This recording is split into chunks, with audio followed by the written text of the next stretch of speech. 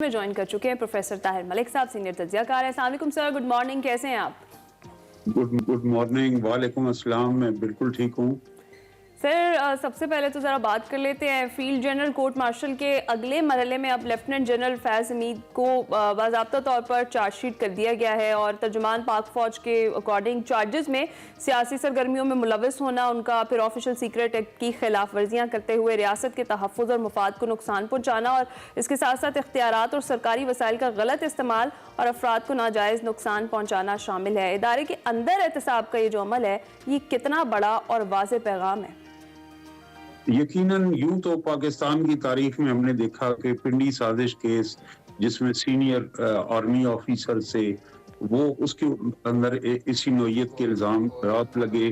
फिर जब वजीर आजम जुल्फकार अली भुट्टो हुकूमत में आए तो उन्होंने प्रेस कॉन्फ्रेंस की कि 3 जर्नैलों ने मेरे खिलाफ साजिश की और उन जर्नैलों को गिरफ्तार कर लिया गया और फिर उन्होंने रिजाइन किया और उन्हें मुल्क से बाहर भेज दिया। लेकिन ये जो है मुकदमा, ये अपनी नौयत का इस लिहाज से पहला मुकदमा है कि इतनी अहम और हसास इदारे में रहते हुए जो इन पे संगीन इल्जामात लगे और इन पे वो फर्द जुर्म आयद हुई है, अब ट्रायल अब बाकायदा से शुरू होगा।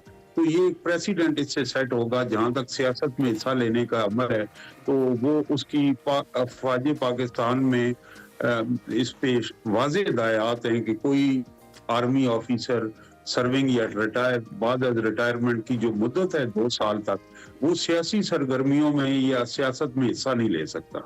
बिल्कुल। और इस लिहाज से ये बड़ा अहम है मामला। लेकिन इसमें जो चार्जेस फ्रेम किए गए हैं वो फैज हमीद साहब के बाद रिटायरमेंट सियासत में हिस्सा लेने के किए गए। तो मैं समझता हूँ कि जो दूसरे उनके ऊपर जो चार्जेस हैं टॉप सिटी पे जमीन से मुतालिक मामलात, उस वक्त वो हमारी ताकतवर जो इदारा है उसके वो सरबराह नहीं थे।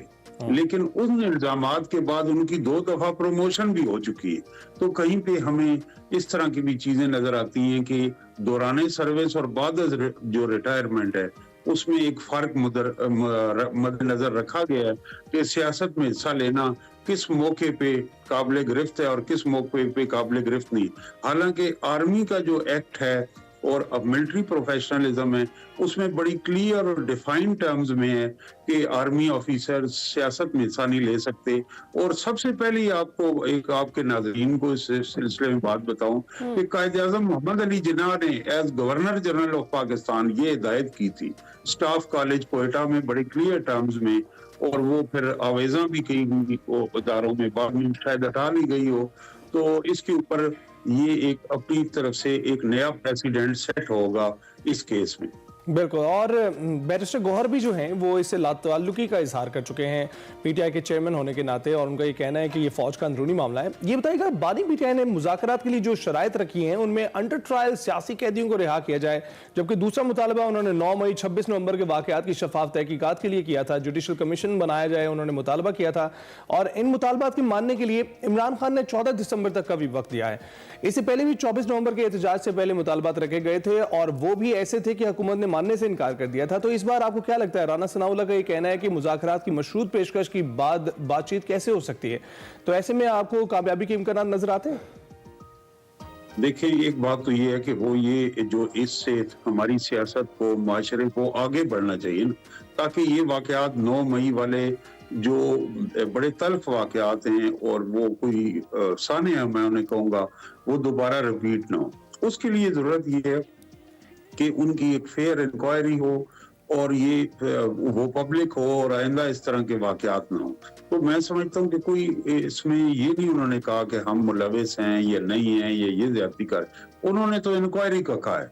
तो गवर्नमेंट का काम है कि वो इस डिमांड को पूरा करे और एक इंडिपेंडेंट इंक्वायरी बनाए। हमारे माशरे में, अदलिया में और हर शोबे जिंदगी में ऐसे लोग हैं कि जिनकी अच्छी शोहरत की मालिक है, वो इंक्वायरी कर सकते हैं और इंक्वायरी की फाइंडिंग को फिर तस्लीम करना पड़ेगा। जो आज जमान इमरान खान साहब कह रहे हैं वो तस्लीम करना पड़ेगा।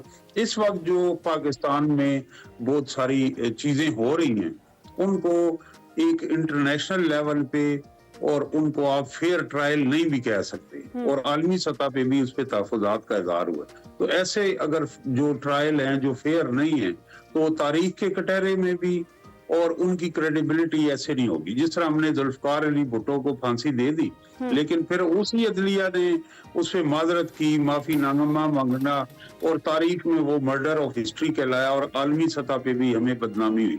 तो हमें fair trial, fair justice system का आगाज करना चाहिए। और इमरान खान साहब जो बात जेल में कह रहे हैं, वो नेल्सन मंडेला ने जेल से बाहर निकल के कही थी।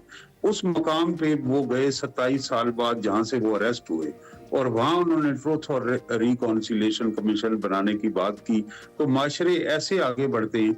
अगर हम ये देखें कि वो ये है, तो तमाम जो इदारे हैं और तमाम सियासी पार्टी हैं वो पाकिस्तान की, और पाकिस्तान को एक जगह पे रोक के नहीं खड़ना, पाकिस्तान को आगे बढ़ना है। तो पाकिस्तान कैसे आगे बढ़ेगा? मुज़ाकरात से, मुफाहमत से, डायलॉग, हर चीज, हर मसले का हल। अच्छा प्रोफेसर साहब, असद कैसे कहते हैं कि मौलाना फजल रहमान से बात हुई है और मौलाना फजल रहमान से वो मुसलसल राब्ते में भी हैं, और जो मुश्तरका अपोजिशन है उसको आगे उन्होंने बढ़ाने का कहा, और कहा कि जो मदारिस की रजिस्ट्रेशन का मामला है जिस पर मौलाना नाराज हैं अभी हुकूमत से, पीटीआई सिचुएशन को हमें लग रहा है बज़ाहिर देखने में कि कैश करवाने और मौलाना को अपने साथ मिलाकर कोई एहतिजाजी तहरीक चलाने की कोशिश करी है। क्या इसमें कामयाब हो पाएगी? ऑल्दो हाफिज हमदुल्ला एक जगह पर कल गुफ्तगू कर रहे थे, तो उन्होंने जो पीटीआई की सिविल नाफरमानी की तहरीक है उसकी मुखालफत की, और उन्होंने कहा कि इसका सबसे ज्यादा नुकसान पाकिस्तान तहरीक इंसाफ को खुद को होगा और हम इससे इत्तेफाक नहीं करते। ऐसी सूरत में आप क्या कमेंट करेंगे? मैं एक तो ये कहूंगा कि मौलाना फजल रहमान अपनी सियासी जिंदगी में तारीख के इस दौराए पे हैं कि जनरल ज़ियाउल हक के दौर में उनके पास कोई हुकूमती ओहदा नहीं था, और इस दौर में हुकूमती ओहदा नहीं था। तो 1988 के बाद जितने भी सेटअप आए, चाहे वो अपोजिशन में भी रहे हैं तो कश्मीर कमेटी के सरबराह रहे, और उन्होंने बड़ी टैक्टफुली, स्किलफुली उनकी पॉलिटिकल मूव्स थी। तो इसके बाद वो अब जो सूरत हाल है, पीडीएम के वो सरबराह रहे और अपोजिशन, और इसको तो अब वो अपने आप को रेलेवेंट रखने की कोशिश करते हैं और उसमें वो कामयाब हो गए। ये जो आईनी तरमीम है, ये हमें मानना पड़ेगा कि हुकूमत की पसपाही हो। इसमें मौलाना फजल रहमान का बहुत अहम रोल था और मंजूरी में भी अहम रोल।